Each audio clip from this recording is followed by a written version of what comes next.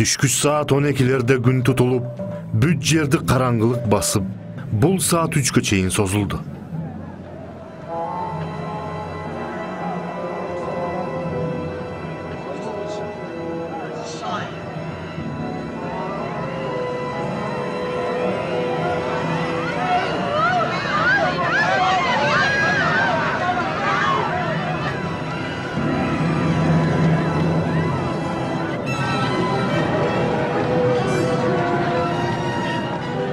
Ибадатканадагы көшөгө тең ортосунан айрылып кетти.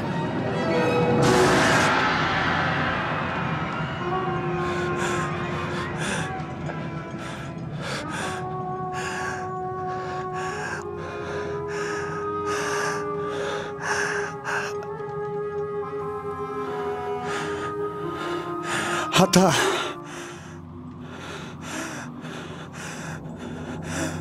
жанымды senin koluna tavşırıp jatam.